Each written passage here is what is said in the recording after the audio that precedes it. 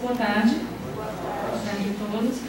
Sejam todos bem-vindos ao primeiro colóquio internacional sobre Edith Stein, realizado na Universidade Federal do Ceará. Antes de compor a mesa de abertura, nós gostaríamos de falar um pouco sobre a autora que inspira esse evento.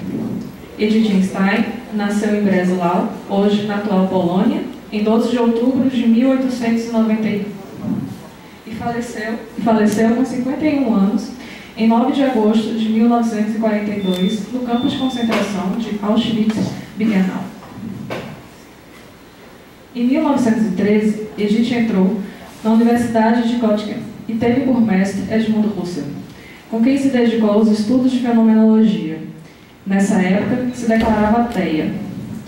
Porém, em 1921, após ler o Livro da Vida de Santa Teresa d'Ávila, converteu-se ao catolicismo e estudou a teologia de São Tomás de Aquino, e foi batizada em 1922, com 31 anos. Com 42 anos, em 1933, ela entra para a Ordem das Carmelitas Descalças e muda-se para o convento de Carmelo, em Colônia. Depois da ascensão do nacionalsocialismo na Alemanha, por ser de origem judia, foi capturada e enviada aos campos de concentração em 1942, quando veio a falecer sem nunca abandonar sua fé. Em 1987, foi beatificada pelo Papa João Paulo II e em 1998, Edith Stein foi canonizada sob o nome de Santa Teresa Benedita da Cruz. Dessa forma, santa e filósofa, sua contribuição para a filosofia está na ideia crítica de formação humana, como veremos ao longo do colóquio. Após a mesa de abertura, nós reformaremos em instantes, nós teremos uma mensagem de Susanne Bartsdorf, sobrinha de Edith Stein. E após isso, durante o coffee break, será exibido um vídeo do cineasta Joshua Sinclair, aqui nesse auditório, com cenas do novo filme sobre Edith Stein. Bom, eu gostaria de chamar agora, para compor a mesa de abertura, por favor, professor Dr. Custódio Almeida, pró-reitor de graduação da Universidade Federal do Ceará.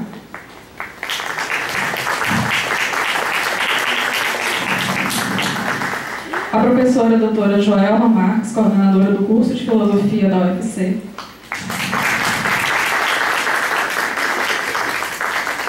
A professora doutora Úrsula Anne Matias, professora do curso de Filosofia da UFC e uma das idealizadoras desse evento.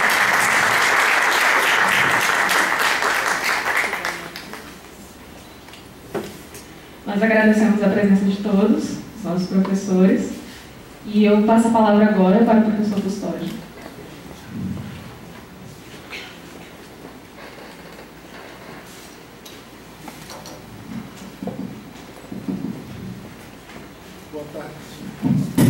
Boa tarde a todos. Eu queria, com muita honra, abrir esse colóquio sobre Edith Stein, já parabenizando a professora Úrsula pela iniciativa, pela organização, e cumprimentar todos os presentes, todos os que vieram de longe, de menos longe, e os que vieram de perto, todos os estudantes também que estão aqui.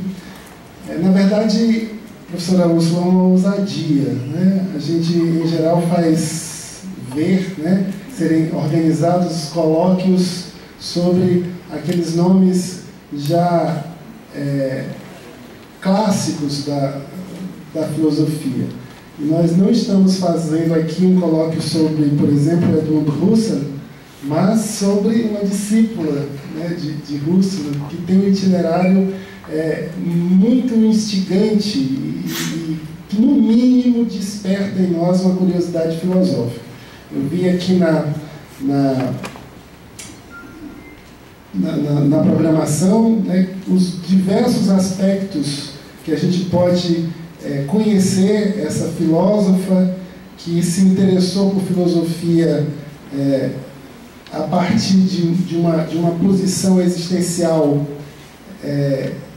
forte, né, não religiosa inicialmente, e que, conhecendo as os textos de Santa Teresa d'Ávila faz uma conversão radical, vai a Tomás de Aquino, e como é que fica Husserl nessa história, né? Seria uma boa pergunta.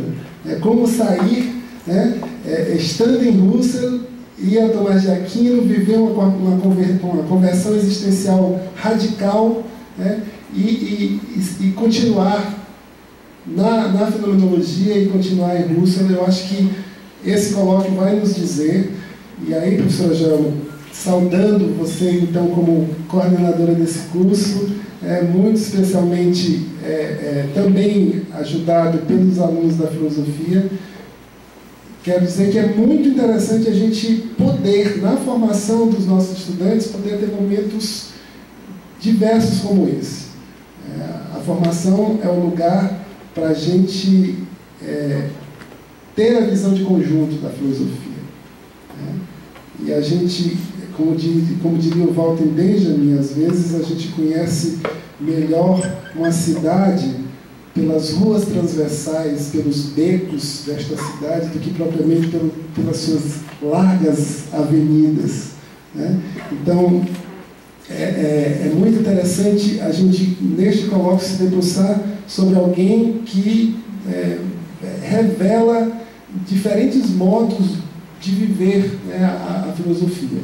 Eu acredito, professora Úrsula, que será uma grande abertura de portas, né? Esse momento aqui, abertura de novos espaços de investigação. Eu vejo, neste auditório, já encontrei algumas pessoas que, de fato, têm interesse pessoal, né, por pessoas como a filósofa Edith Stein, né, por sua coragem, por sua radicalidade de escolhas.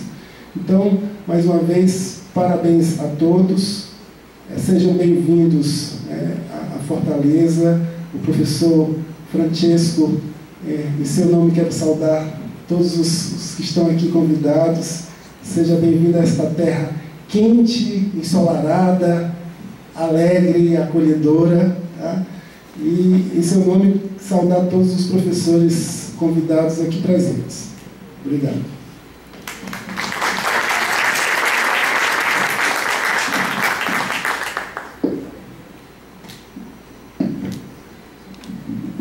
Então, muito obrigada, professor Custódio, antes de tudo, por aceitar o nosso convite de vir aqui prestigiar, homenagear nosso evento, que realmente é um evento que não é tão comum de se pensar numa universidade pública. Já aconteceram alguns simpósios nas universidades católicas, na faculdade católica, e esta vez a gente deu mais um passo. Então, em nome de todos os organizadores, idealizadores, principalmente aqui estamos, quero cumprimentar o professor Francesco, mas também a professora Clio, que ajudou muito na organização, e a equipe dos alunos, dos nossos estudantes, que deram um contributo indispensável. Também o professor Juvenal, que veio para estar presente aqui, e a gente imagina que depois vem mais pessoas. A gente sabe que algumas pessoas podem vir à noite, outras só vêm amanhã, como os professores Gil Franco, o professor Miguel, que a gente ainda espera, e a professora Marli também, que vai falar. Então, nós convidamos todos a não só participar ativamente, perguntar. Nós vamos ter muitas surpresas. Nós temos este vídeo do cineasta que se interessou pela vida da Edith Stein. Nós somos os primeiros que vão ver essas cenas. E nós teremos vários lançamentos de livros, não só o livro que o professor Francesco escreveu e que foi traduzido para o português e está sendo publicado, acabou de ser publicado aqui, mas também outros. A professora Mariana acabou de escrever a sua tese de mestrado sobre a antropologia de Edith Stein. Temos também esse livro. E então nós queremos abordar esse tema da antropologia, que toca todos nós profundamente. Essas perguntas: quem somos nós? Por que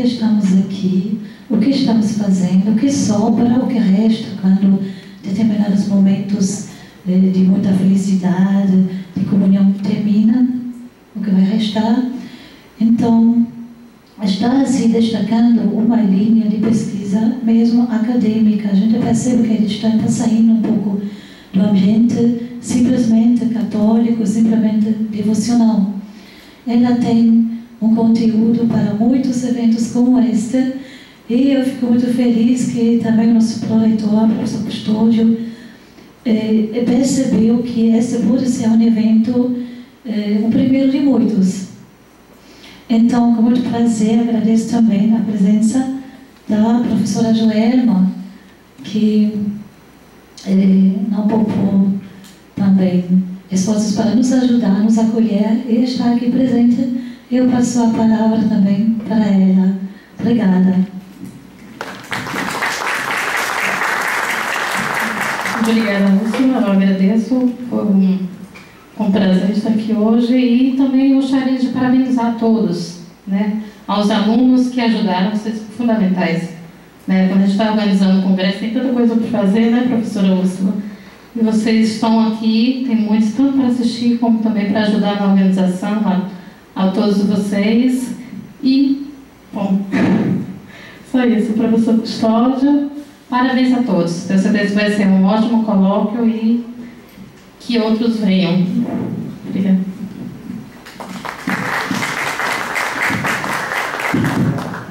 É interessante que às vezes a gente está vivendo numa sociedade em que a ideia de quantidade às vezes parece ser a mais importante, mas eu acho que, pelo que eu estou vendo, esse público que está aqui é um público privilegiado para se abrir excelentes discussões, né? Por exemplo, a nossa ANPOF é um lugar gigantesco que não acontece discussão nenhuma, porque tem 1000 pessoas reunidas em horários absolutamente corridos, em temas de um leque de A a Z, né? Que a gente não consegue, só consegue dizer aquilo que pensa e sair correndo para outra sala. Então, eu acho que esse auditório vai ter, né, um momento, um tempo privilegiado de discussão de uma temática focada, né, de uma antropologia, de pensar em aspectos da antropologia filosófica que a filósofa destaca, como, por exemplo, a singularidade do ser humano, né, a diferença. Então, roubei a palavra mais um pouquinho para dizer que aproveitem o privilégio, né, de poder construir essas rodas de discussão.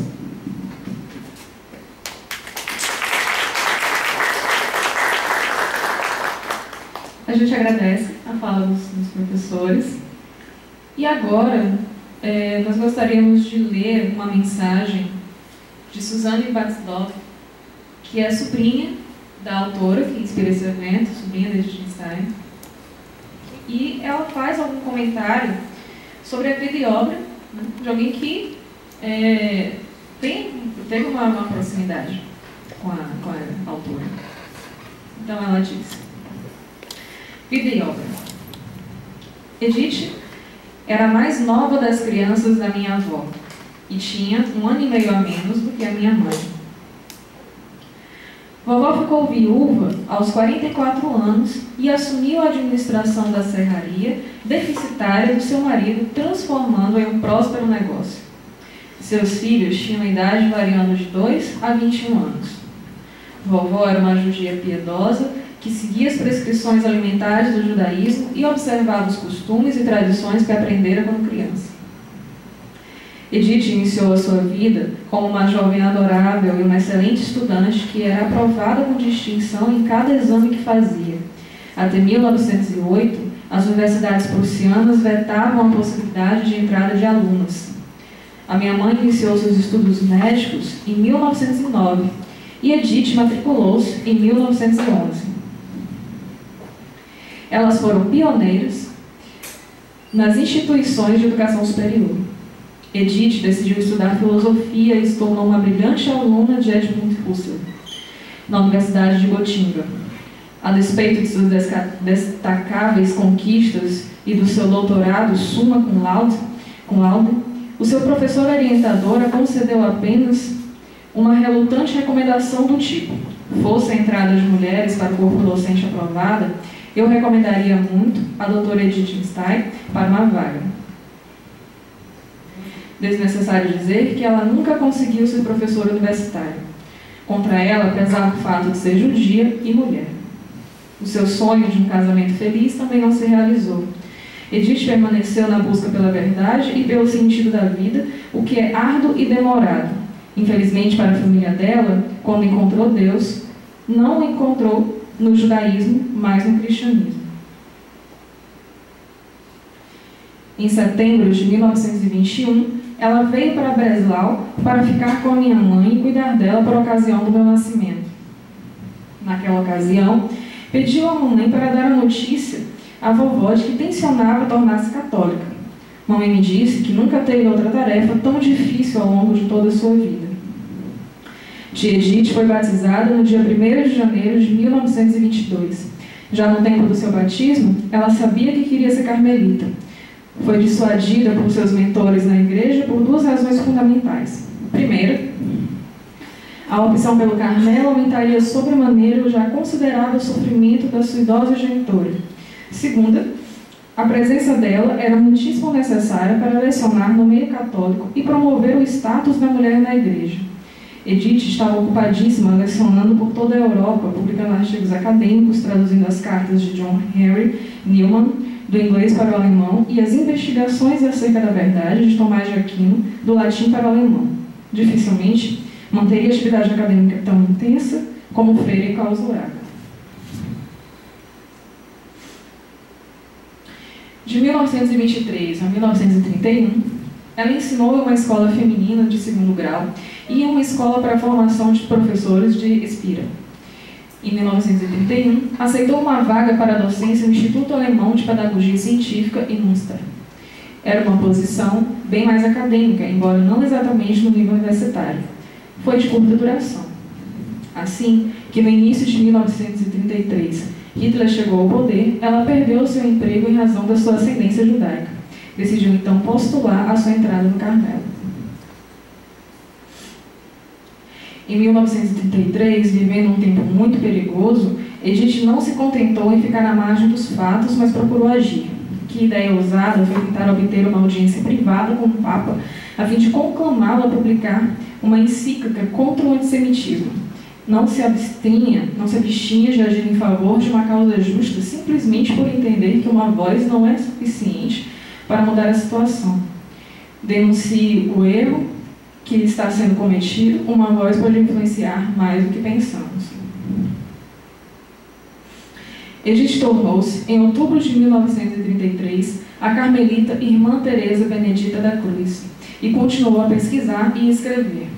Ela ensinava latim para algumas noviças e escrevia paródias e peças de curto fôlego para animar os feriados e dias de festa, além de participar dos afazeres domésticos e das atividades litúrgicas, as quais eram parte importante do cotidiano do Carmelo.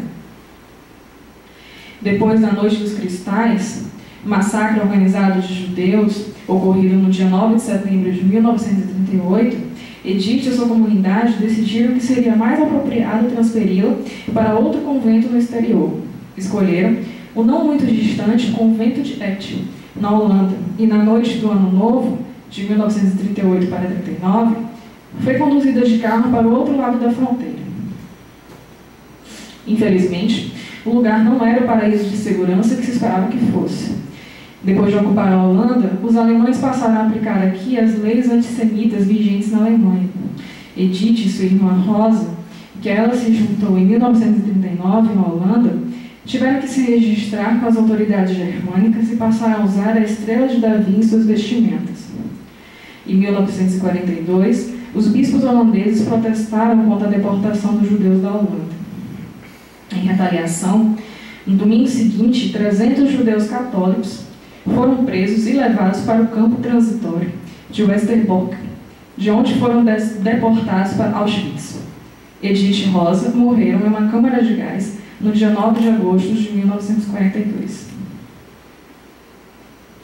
Memórias de Edith Stein. Eu tinha 12 anos quando vi minha tia pela última vez no dia 12 de outubro de 1933. Era o seu 42º aniversário, o qual escolhera celebrar na casa da sua mãe em Breslau. Foi a sua visita derradeira no último dia antes dela ir para a colônia, entrar no convento carmelita na condição de noviça. Recordo com nitidez a atmosfera de melancolia e tristeza que prevalecia na casa da vovó. Era um tempo difícil para os judeus alemães. Em janeiro, Hitler tornou-se chefe de governo e imediatamente começou a executar o seu plano de passo a passo eliminar os judeus da Alemanha. A ordem carmelita, que minha tia escolheu para integrar, era demasiado rigorosa e nós todos percebemos que ela não seria autorizada a sair da clausura. O convento escolhido por ela foi o de Colônia, que estava localizado no lado do país oposto ao que vivíamos. Vovó tinha 84 anos e estava vigorosa e ativa. Ainda ia ao pátio da sua serraria todo dia. Mas não podia nem tinha vontade de viajar grandes distâncias. Logo, estava claro que não veria sua filha de novo. Meu irmão e eu, com 11 e 12 anos de idade, respectivamente, tínhamos tentado compreender o drama que transcorria na nossa família. Como se não fossem suficientes as dificuldades trazidas pelo novo regime, tínhamos que ver nossa tia, que era provavelmente a pessoa de nosso parentesco que mais apreciávamos, abandonar a comunidade judaica e tornar-se católica.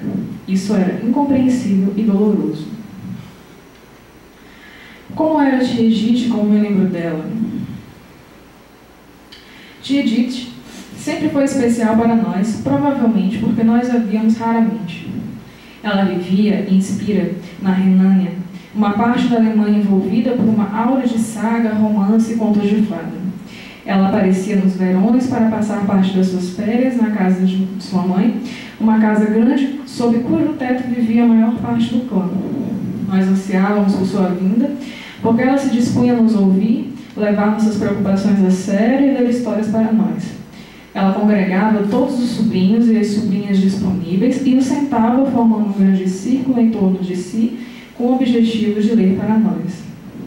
As histórias que lembro mais vividamente narravam as aventuras marítimas de dois jovens islandeses, None e Mani, que corajosamente singravam as águas revoltas do Mar do Norte. As aventuras deles nos mantinham fascinados quando a porta dela estivesse fechada para nós. Éramos admoestados a ficar quietos e respeitosos.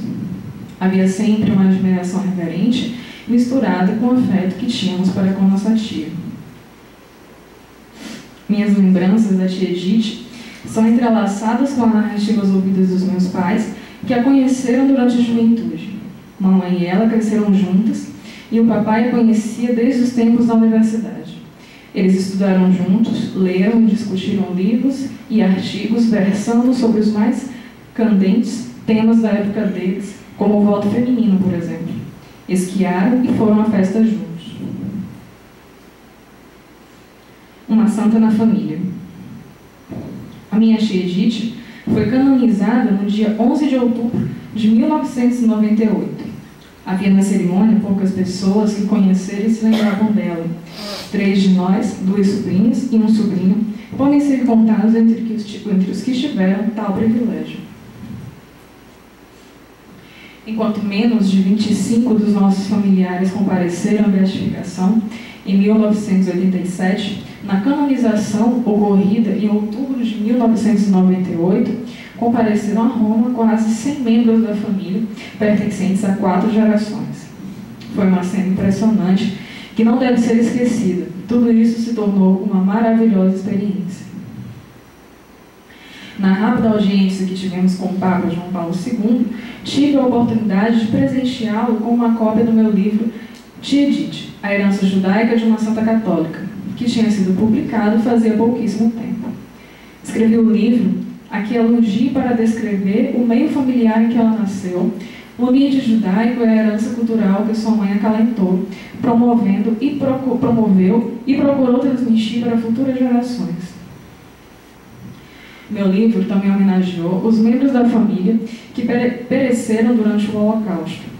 Esse livro é escrito inteiramente da perspectiva de uma sobrinha cuja vida foi iluminada pela presença radiante da tia durante suas brevíssimas visitas à casa dos pais. Agora uma palavra sobre o livro A Recepção de Wittgenstein, do padre Francesco Alfieri. Ele apresentou ao mundo dos estudiosos de Wittgenstein um tremendo instrumento de pesquisa com mais de 500 páginas de referência bibliográfica. Mais recentemente, publicou também um volume, Repartire da Wittgenstein, compilando contribuições dos estudiosos que participaram da Conferência de Bari, realizada na primavera de 2013, para o qual contribuí com uma versão mais longa desta apresentação. Senhoras e senhores, concluo expressando o privilégio e a honra que tenho por ter a oportunidade de dirigir a palavra a todos vocês no início desta conferência e faço votos que ela seja exitosa e represente um estímulo para os seus esforços acadêmicos. Obrigada.